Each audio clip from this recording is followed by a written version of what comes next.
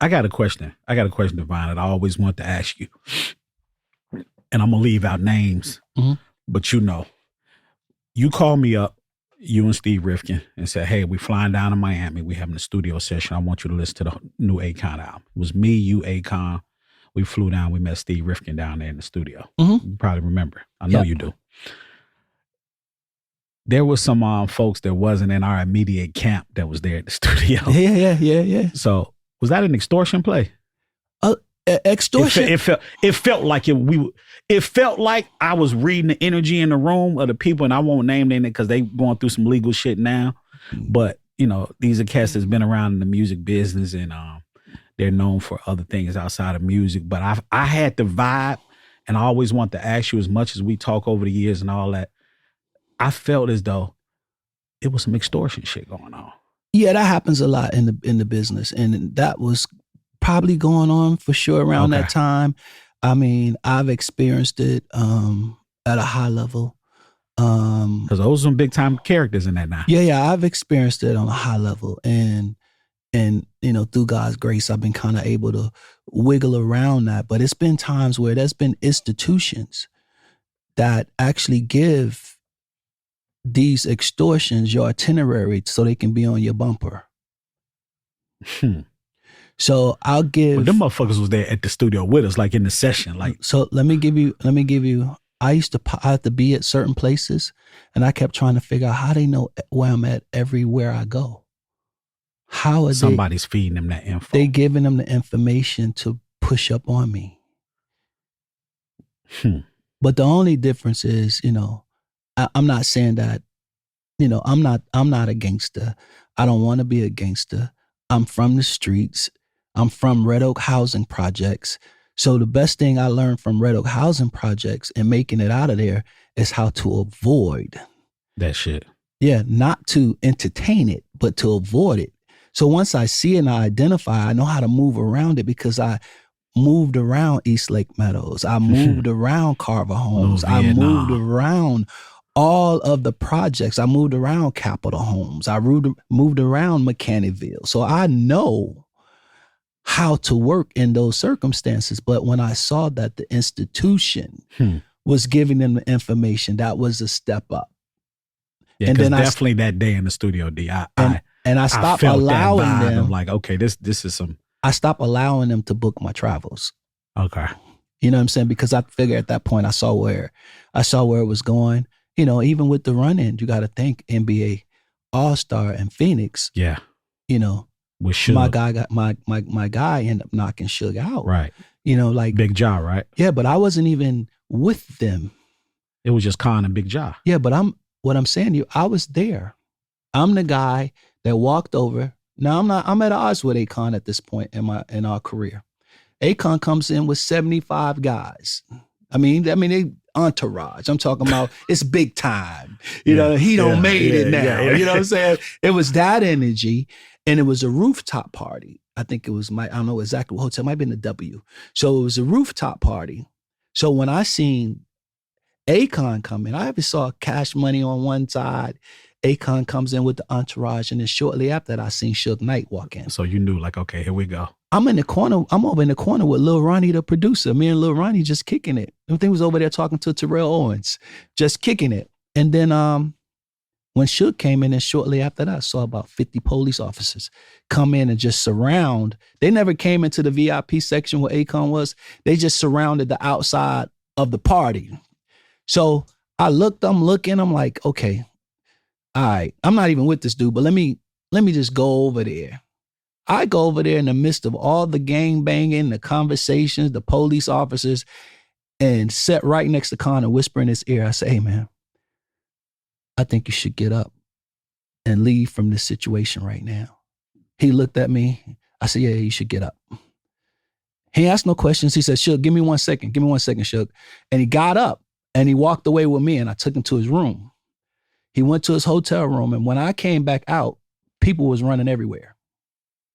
And I'm like, oh, snap, what just happened? Uh-oh. Then I see one of the guys, security guys, 2 T's, handcuffed downstairs, You know, they had him downstairs. Mhm. And then I seen people, I couldn't get on the main elevator. So I went and got on the service elevator to go back up to the rooftop. So when I went up to the rooftop, I peeked around the corner because people were running. And then I saw the police had Ja, and they had the tour manager, which was Ron Bird. Yep. They had all of them detained. So I was like, I'm like, yo, Ja. And he had just knocked Suge out. But at the point I ain't see Suge. I just saw paramedics coming in. And I'm like, but I saw blood on his shirt. So I'm like, what happened? I'm trying to figure out what happened. So I look and I'm like, what's going on over there? Oh, and then Ja was ignoring me. He looked over at me, but he looked away. And then I was like, man, what just happened? And the next thing you know, the paramedics rolling Suge back over my way through the service and elevator. That's when you knew. All right. At that point, that's when I knew that something had took place. But even at that moment, that was around the producer that we had signed. That Suge felt like that producer was with Ray J and him, Mm-hmm. and he was coming to collect because I think it was some money or whatever. But because we signed a producer, we are responsible at that moment for the producer's debt that we didn't know that the producer had. Yeah. Right. So then when you're asking for money, for us to pay somebody else's debt that we don't know that we have. That can be very contentious, man. Yeah, and then it's in a public setting. It's kind of like it just sparks something. So that's one incident. But then I had other incidents where I got pushed up on. I was at Mr. Child's, and I didn't even know how to even knew I was even there. But we was having a listening session upstairs. And we ain't talking about Suge. We talking about another person, another extortionist that you don't know. The same one that was in the studio when we was in Miami, or different? It's a different one. People probably like, who the fuck they don't say that? Look, no, we're not gonna say names because these people, name. this particular person is actually doing time. Yeah. But it's not that particular person. It's a system. They have other people. It's like this is their business. This is how they get down. This is how they make their money. Yeah. So I'm not going into the name of these people, but at the same time, I'm just talking about the act. So when they pushed up on me and say, oh, the guy that got away with the money that didn't pay his taxes, that was the conversation. Then I said, I looked at him. I was like, pay my taxes. Like, I said, good. I said, no, I pay who I need to pay. Uncle Sam. And I'm looking, I pay who I need to pay. And he's like, oh, yeah? And I was like, nigga, whatever. Excuse me. So I went in the bathroom, called my godfather. I said, yo, this what just happened. Why is this dude pressing up on me? And how you even know I'm running? He said, hey, man, listen, here's what I want you to do. No, made a call before that. My guy told me, one of my street dudes told me, he said, if he say something else to you, knock him out.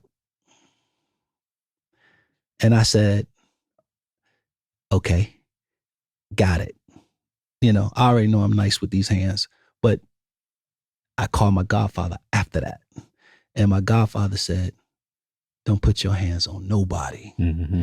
He said, well, I would suggest you do. He said, did you drive there? I said, yeah. He said, go get your car out of valet. Get in your car, run the first 2 lights. Go back to your hotel. Check out. Go to the airport and get on the first flight smoking. Shit. They know exactly where you at, where you going, how you moving. I said, okay. So I got out of there. So nothing happened that night. Mm-hmm. Later on, fast forward, same guy, all this incident that's going on, it happened. Here in the A? No, it happened at All Star. Oh. Knock Suge out. There you go. All right, so my point is, full circle. All full circle, pimp type.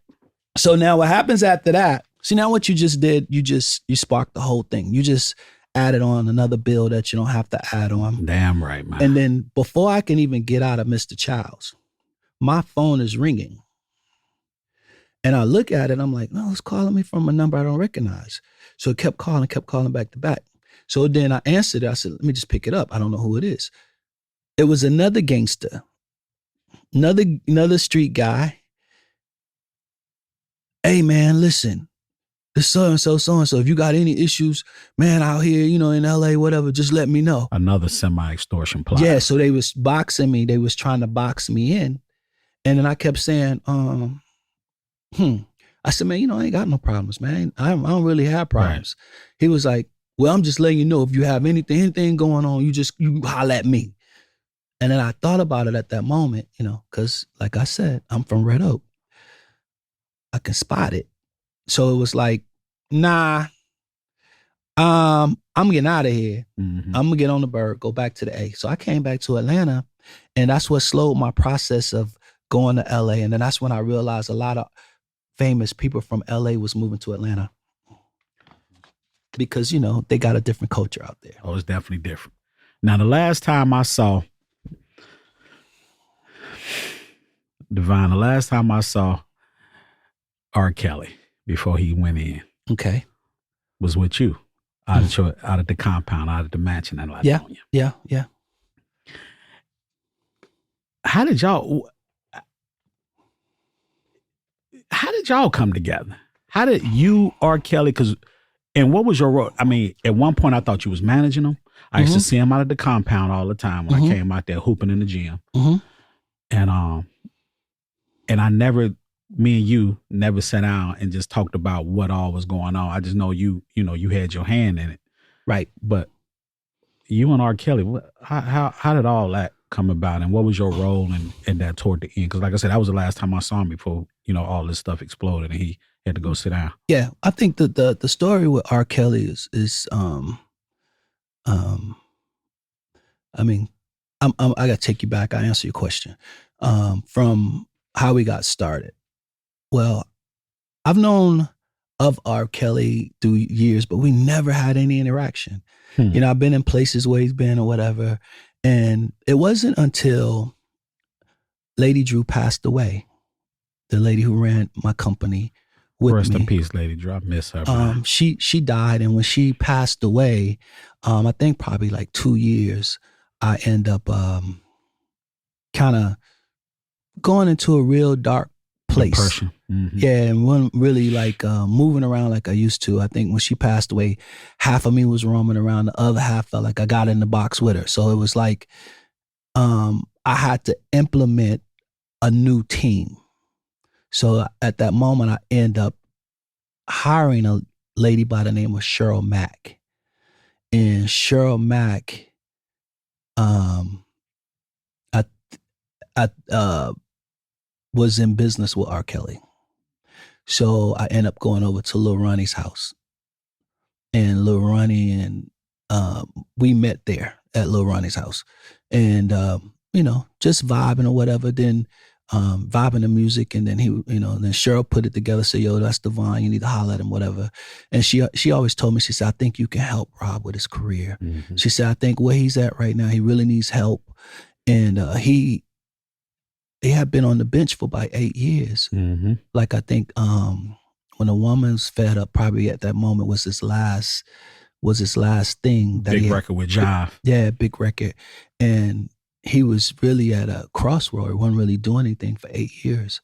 And she said, I think you can help him. And then in my mind, I come from working with Puff and Jay, so I already knew that was a bit of a battle there. And then I knew he had a bit of a battle with Cash Money when that split happened with him and Jay. He went and did another album with Birdman that he never put out. So Birdman spent his own money on an album, and Birdman had issues with R. Kelly because he put that bread up and Rob never. And Rob didn't do the album. So at that point, it was a couple of things that was going on,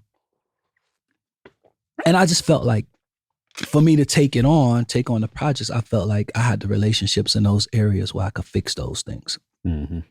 And, you know, when you in my position at that point, I'm always the giver, and I'm always trying to figure out how to help people and help artists.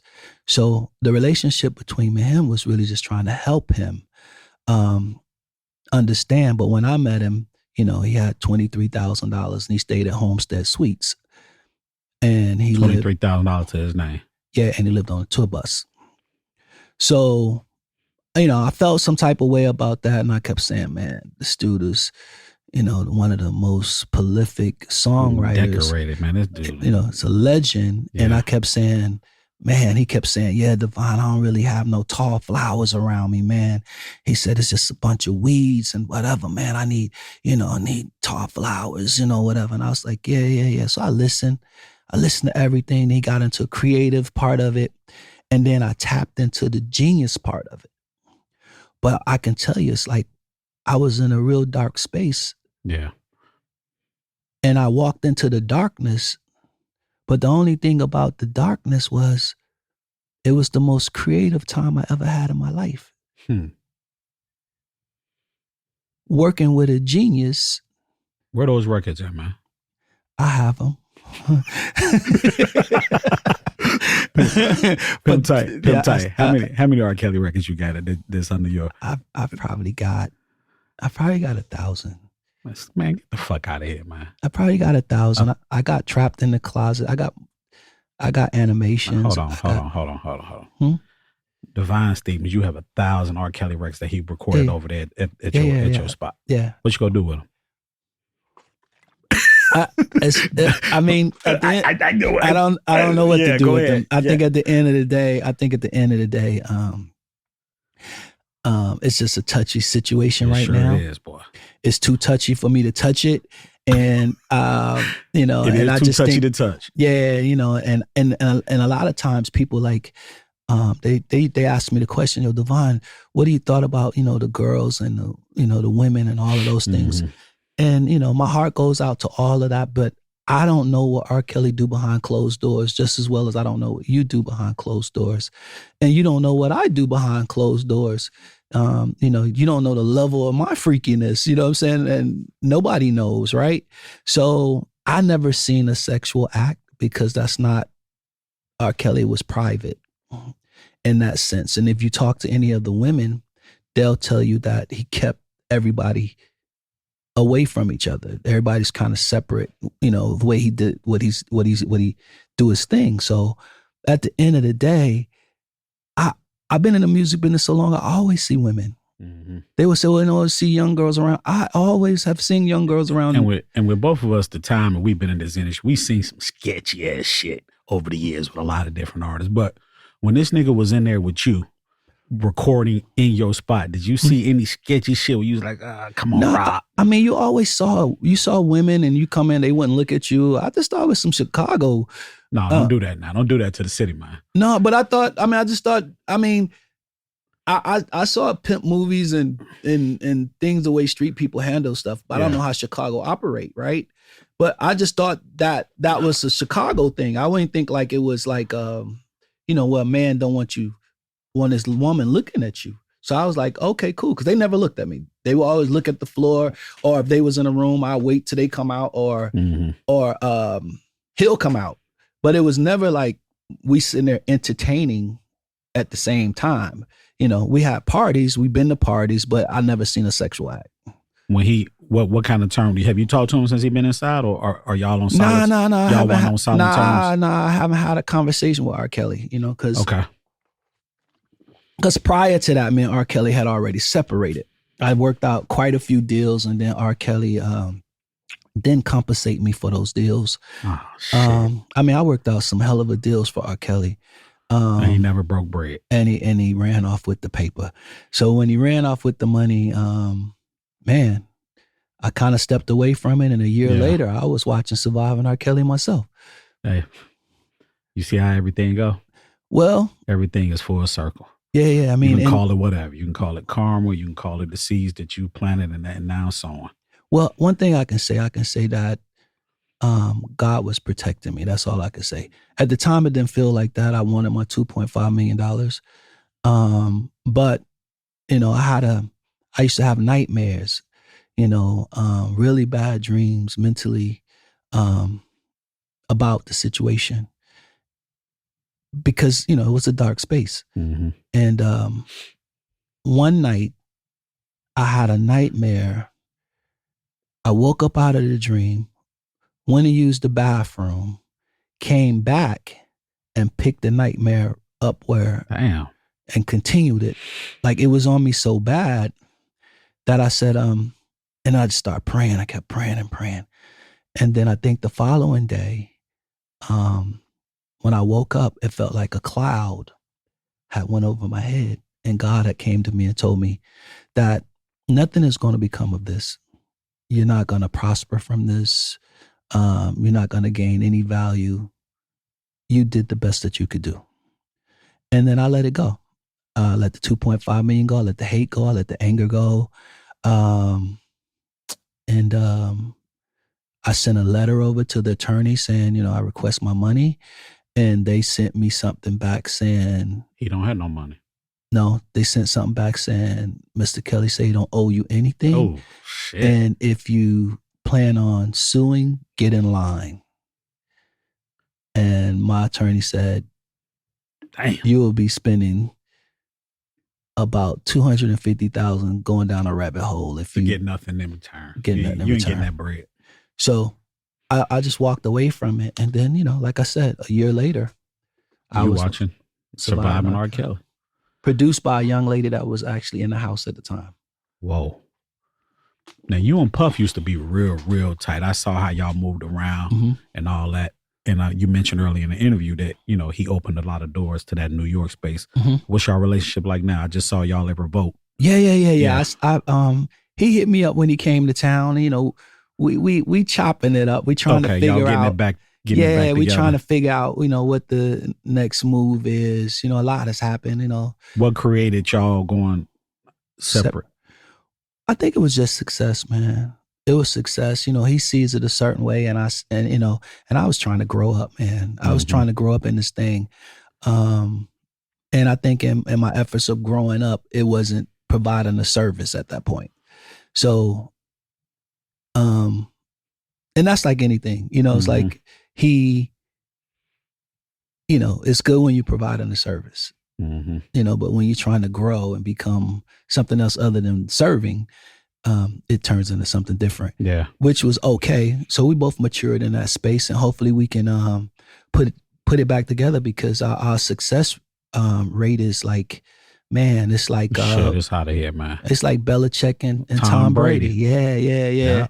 And then now, when I tell you, man, I sat back and I used to watch you on Puff, and like I said, y'all motherfuckers together, y'all the shit, man. Yeah, we did a lot for the culture, and like right now, I'm just so happy that he was able to turn that pain into some art, and and be out here expressing himself, and still being passionate about music. Because for me, it it got so dark that I almost lost that passion for music, because I poured so much into people, and as I was pouring into people, I wasn't getting a return, or I felt like I wasn't getting a return, but then I felt like God isolated me so I can get to him, so I can have a better understanding that the gift wasn't mine in the first place. It was for me to share. Amen, bro. And so I'm cool with that. I found peace. I made peace with myself. It was more about me than it was about. That's the important thing.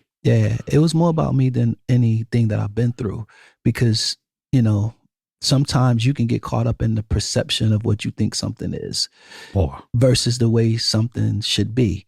And, God showed me some things, and then he started protecting me from things. And sometimes the protection comes in the form of no. Y'all hear these gems, man? This is Storytime with legendary Jerry, the #1 podcast in America, powered by iHeart. I got my brother Devyne Stevens here. Look, let's man. With everything that you've been going through the last couple of years, how's your mental health? Man, your brother passing a few years ago. I know about grief. As far as Lady Drew, that was a motherly figure. That was your business partner. How's your mental health right now? Well, because you always D. Every time I see you, man, we laugh, joke, pimp, tight, hug. Your energy, man. You always got good spirit, good energy, man. But I know a lot of times, I know from battling anxiety myself that we'll be going through like you just mentioned, going through some dark times. But I know with your brother, how's everything with with the situation, you know, with your brother passing, and how's your mental health? Well, that's it's an ongoing work in progress type thing.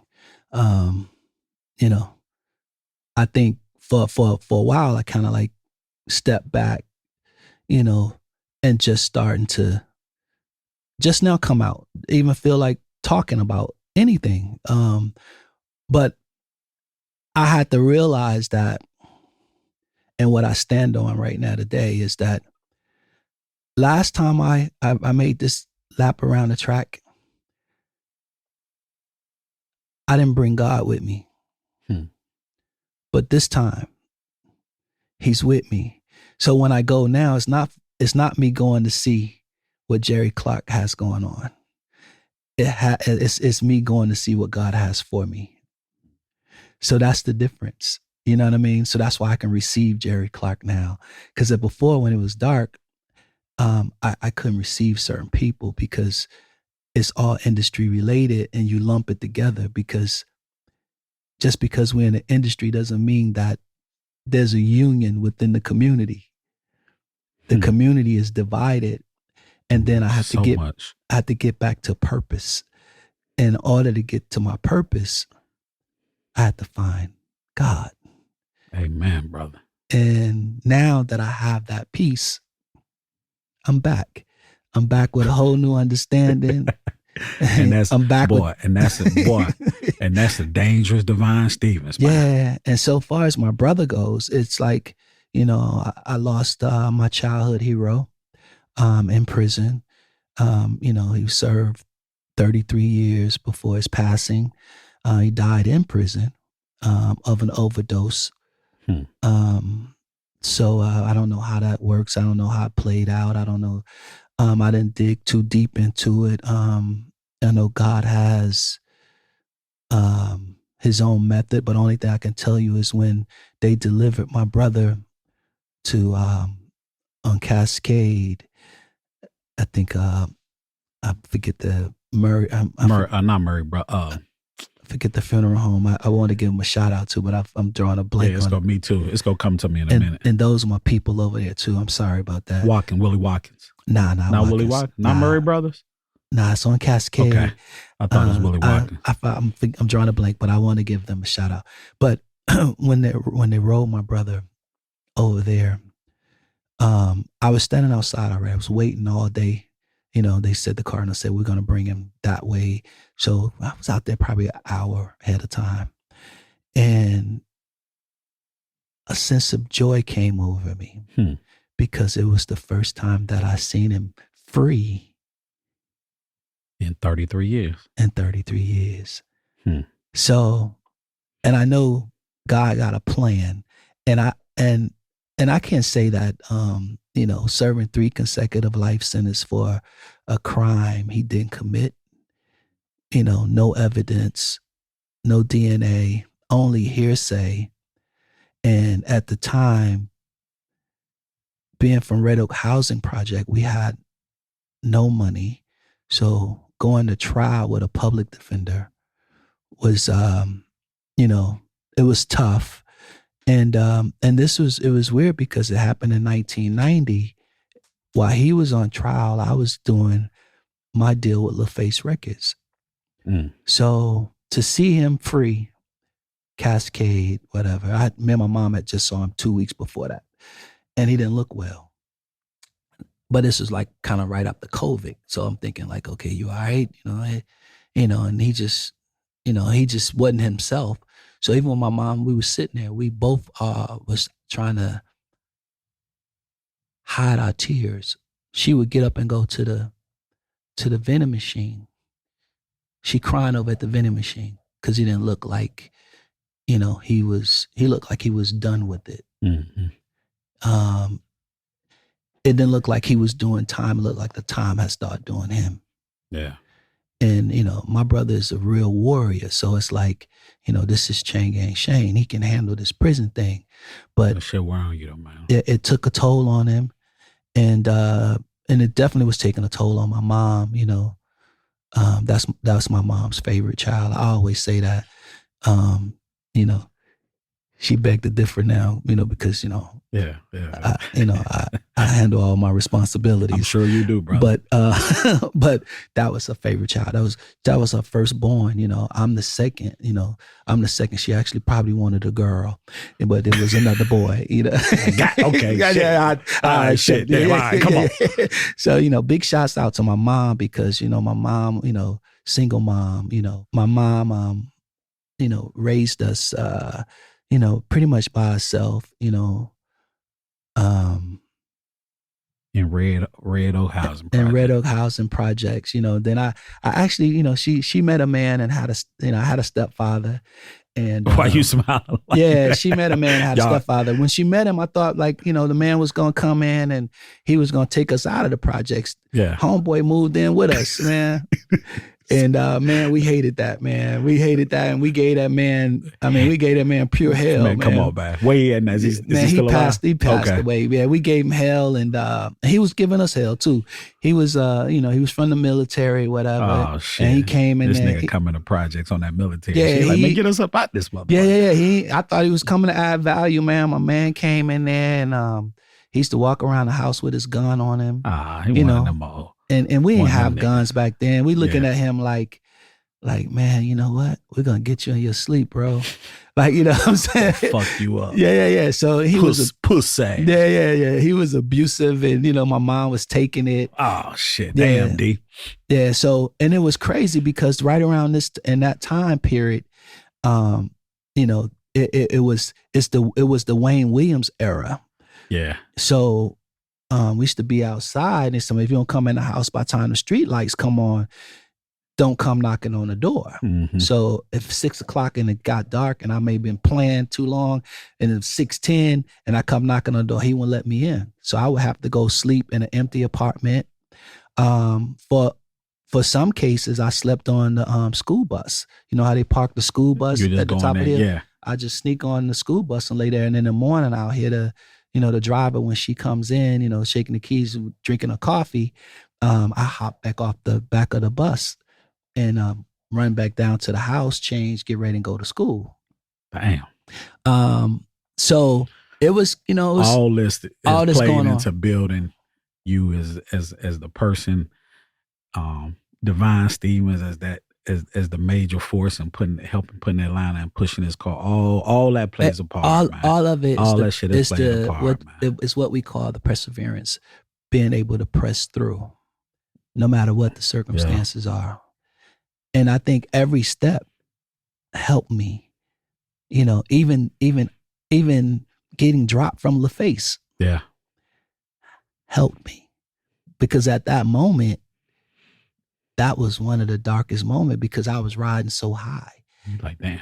And I was young. I'm like the first guy riding around here in a Mercedes Benz with the AMG kit, with the mobile phone, with the Alpine pullout, with the block, all that. I'm talking about just riding high, coming off of performing with Pebbles at Arsenio Hall and doing Natalie Cole Big Break, doing some of the big tours. Then you got your label tell you, oh, we're not gonna move forward with you. You're no longer part of the label. Yeah. Then they had a gentleman. I always got to give him props, man. It was a guy by the name of Lamont Bowles. Mm-hmm. Lamont Bowles hurt my feelings so bad, man. Damn. Yeah, he put the battery pack in me though. He hurt my feelings so bad. He was like, yo, don't call up here. LA don't want you. No, ever call this building again. Damn. And I was like, cool. And I cried, and I was like, okay, not a problem. And then I left Atlanta. And moved to Los Angeles. Word. With my aunt. I stayed in South Central. Damn. Yeah, it got worse. Yeah. Damn, pimp tight. Yeah, and I used to be there, and I used to see, I kept wondering, I didn't know the culture. Kept saying, why the guys cross the street? They all gathering, the helicopters flying over, and they out there just talking and pouring liquor on the street. Guy just got killed down the street at a traffic light at the Burger King. Some guys pulled up, hanging out the window, dumped on him. Boom. You said, let me get back to Atlanta, man. Nah, I didn't say that. my purpose for going there, I was trying to meet some of the dancers that was on Soul Train. I was trying to be a Soul Train dancer at that point. Anything. How long did you stay in LA? Man, I might have been there a year. So, like I said, then you said, "Let me get my motherfucking ass back to the A." nah. So I only came back. I came back to Atlanta because Dallas Austin brother passed away. Yeah. When Claude passed. Yeah. Yeah, Claude Rest was. in peace, Claude Austin. Yeah, Claude was one of the guys that kind of rallied for me at the beginning. Yeah. So when Claude passed away, I came back to Atlanta, and then I bumped into T-Boz outside of the funeral, and she was like, "Yo, man, what's going on? What you up to?" I said, "Man, I moved to LA." And she was like, "What?" She's like, "Nah, man, you gotta come help TLC, man. You gotta come help me." I was like, "I bet." So I came back and started working with her, and then then that got me back in gear, back in motion. So then TLC started bubbling, became super hot, and then that got me the other things. And then I finally had a conversation with LA because I didn't know what had happened, why it happened. There was some eternal things going on. And then I do know that Clarence Avance came to rescue the situation. So rest in peace, to the Godfather. To the Godfather, Clarence Avance. So he came in and put some things in place to protect LaFace at that time, because there was about 3 acts that didn't work. So they had signed Jermaine Jackson, Damian Dame, and then us. So that was 3. Yeah. So as a young production company, they probably only had budget for 3 artists. And so none of those popped. None of them popped. And then they had to probably they had to get it reforecast. Get some more funding. To get more funding. So I think at that moment, Clarence stepped in. And, and Pebbles stepped in. Yeah. So, but that's that story. And I know I jumped off. No, it's cool. Brother, but so look, let me ask you something, Devyne. All these artists you work with, groups, individuals, solo artists, if you had to create a 4-member supergroup out of everybody you've worked with over the years, who would it be? Can I just do the males? Did I do a male group? Yep. Okay. I would have Usher in the group. Puffy in the group. Wanye Morris in the group. And Teddy Riley in the group. That would be my super That's group. A motherfucking super group. Yeah, that would be my super now I'm group. trying to think from a vocal standpoint. Hold on. You said Wanye, Usher, Puff. Okay, so Wanye and Usher gonna have to carry it. They gonna carry the notes. Wanye gonna carry the whole. Yeah, I was gonna say the whole thing by himself. Usher gonna blend in, do some. And then you got Puff and Teddy Riley. Absolutely. That's a hella group, boy. Yeah, that'd be my. So what about the females? Well, the female would be simple. It'll be Beyonce. Okay. It'll be T-Boz. Okay. Monica. And Mariah Carey. I would say Whitney, but Whitney's fast. So rest in peace. And Whitney is an honorary. She would be definitely that. But that would be Mariah Carey. Boy, ladies and gentlemen. And here's the thing. That's the super group. I would never put Mary J. Blige in a group. I was wondering because she's just such a. I was wondering when I was wondering damn, you left Mary J. out. Nah, Mary's just a unique soul. Mary will be in that. Mary would probably go solo first. She wouldn't even. It'd probably be the first album. Hey man, like I said early on in this interview, when she brought you up on stage, man, it was just so good and refreshing to watch you up there and for her to give you those flowers like she did when she said there would not be no Mary J without this brother Devyne Stevens. Man, I was sitting out there like a proud little brother. I said, look at Pimp tight out there. Look at the Red Oaks finest, man. But I'll tell you a story about Mary that people don't know. I was signed to Elektra Records. And then that situation didn't work out. And I'm the first artist signed to Matriot, which was Mary J. Blige record company. We never put the record out. Hey, now, as much as I've been involved in the industry and as much as I think I know, I did not know that shit. Yeah. So I was a part of, Mary was like, nah, let's do it. And she wanted to make a huge announcement in the Hamptons with Puff Party. I said, Mary, let's just do the records first. I don't want to do no announcement. And then, we never. Y'all didn't record no records enough. Nah, I mean, there was a lot of touring, a lot of stuff happened, but Mary was definitely like one of the sweetest souls that showed compassion for my artwork. Mm-hmm. So I'm forever grateful for Mary. Yeah. Once again, y'all are here with Storytime with legendary Jerry, with Devyne Stevens. Man, this has been an incredible interview, Devyne. But before we get out of here, I have to bring on my brother who has been so incredibly instrumental to the culture and moving it forward. My brother Newface, we call him, or he calls him, or everybody calls him, the hip hop hoarder.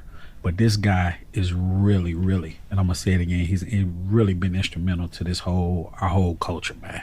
Awesome. So he said every segment, you can't get up out of here without him asking you some special shit, man.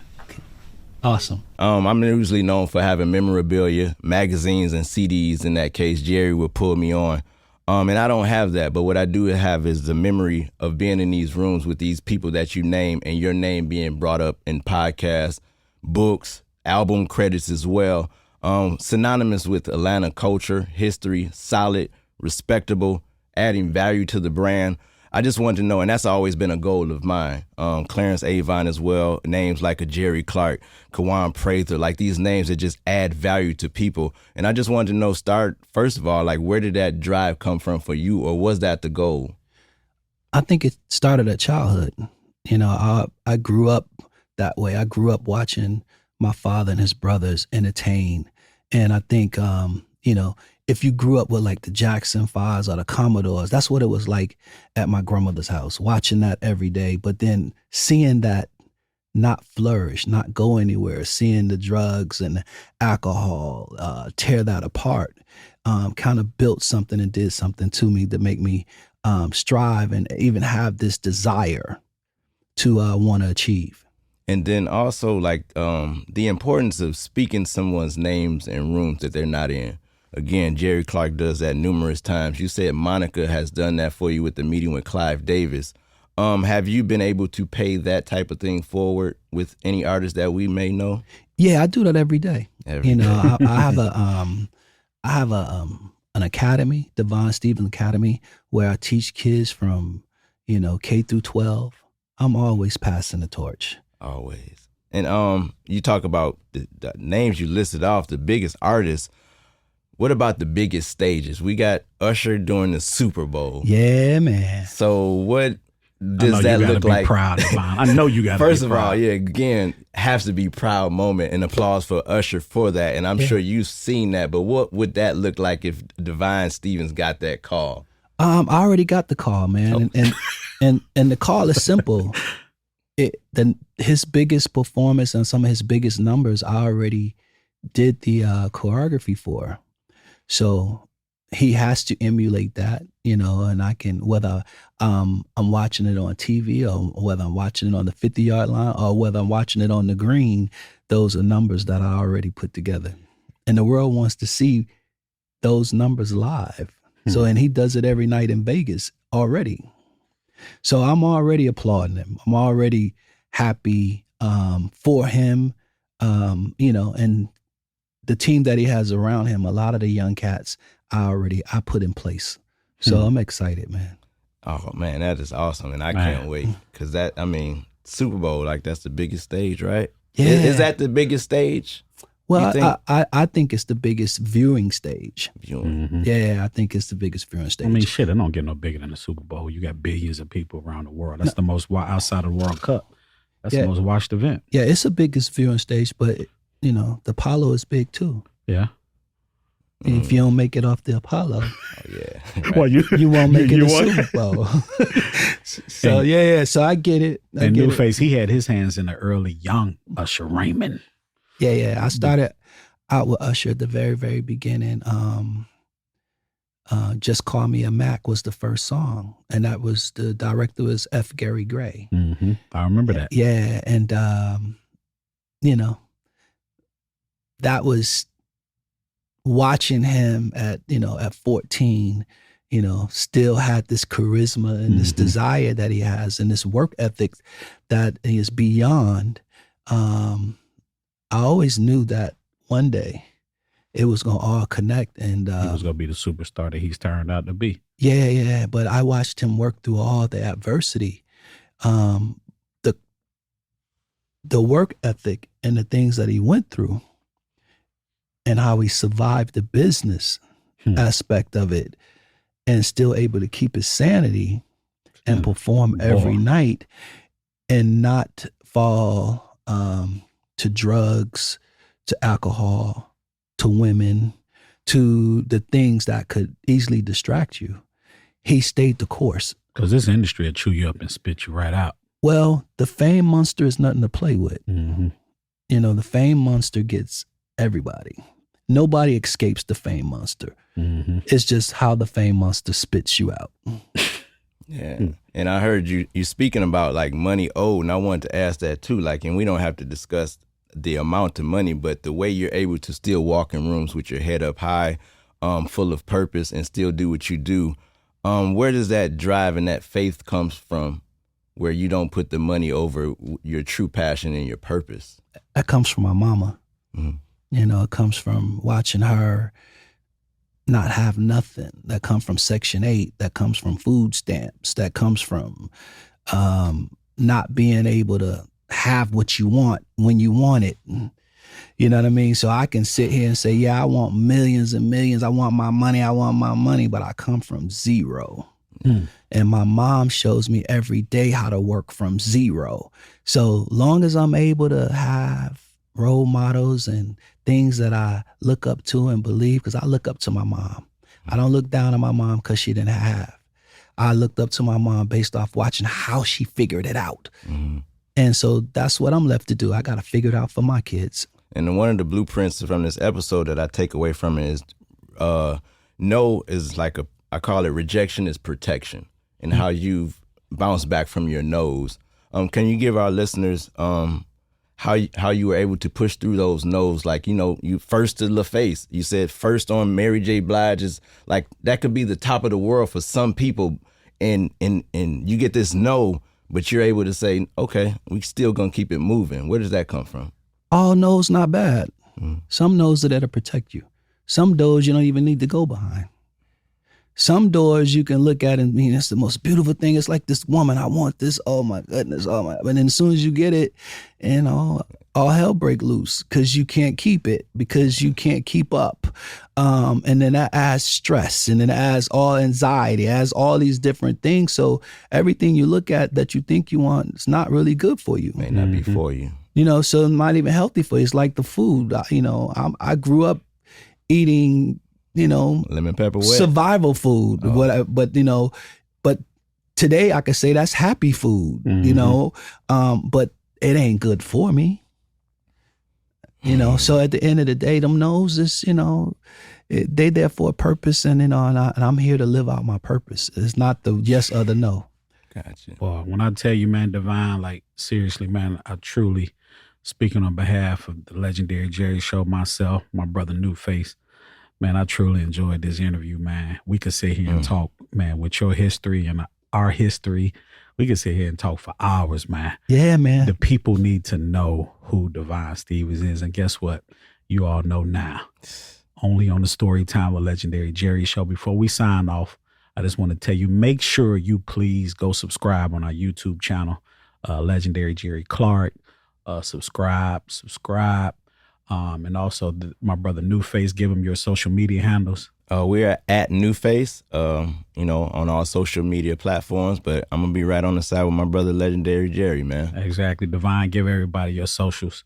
Man, at Devyne Stevens, man. I just want to say thank you guys, man. This has been a walk down memory lane, and also a reflection of what life could and should be. Amen. So I just want to say thank you. And Storytime with Legendary Jerry. Let me tell you something.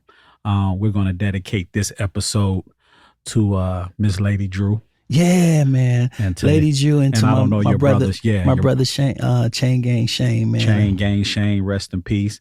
Rest in peace, my daddy, Thomas Clark, and the great Shakir Stewart. I love you. Yeah. But hold on, since you going there, man, I can't. Robin Sims. Yes, Robin. Oh, man. Yeah, man. Robin was very instrumental. We got so much history and people that have been instrumental in both of our success. Robin Sims, rest in peace. So this I'm gonna do mine for Clay Evans, man. R.I.P. Clay Rubicon. Yes, man, Clay Evans. See, y'all about to go there, man. There's so many great ones that's passed away that I've been a part of. I gotta say the great Biggie Smalls. I just some great ones, man. I just seen some photos with me standing outside Biggie's homegoing service. Yeah. I saw some pictures of me outside of Left Eyes, and just all these great artists. Even I had a chance to work with even Michael Jackson. Yeah. So it's just I didn't really want to go down memory lane like that. Well, I mean, because that's a whole nother segment. It just kind of took it, but I definitely wanted to make sure I acknowledge Lady Drew and your brother, Absolutely. Chain Gang Shane. Hey, man, and Devyne, thank you, man. Thank you for your contribution to the culture. Thank you for coming on Storytime with Legendary Jerry. Make sure y'all tune in every week because we got people like this, man. I'm not done yet, though. I'm not done yet. We're going to have him come back. Yeah, he got to come back because when I tell y'all, man, he got so much shit that upcoming. But these are the type of stories we need, right? This story, hey man, this Storytime with Legendary Jerry. This is it. This it right here. Signing off myself, Jerry Clark, New Face, Devyne Stevens. We out of here. Powered by iHeart. You see it. Yeah.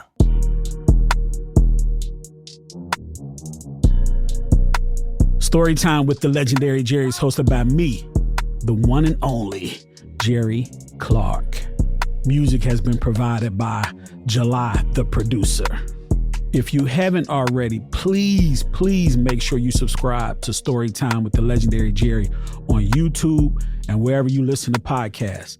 And make sure you follow us on all social media platforms at the Legendary Jerry Podcast. For more podcasts from iHeartMedia, visit the iHeartRadio app, Apple Podcasts, or wherever you listen to your favorite shows.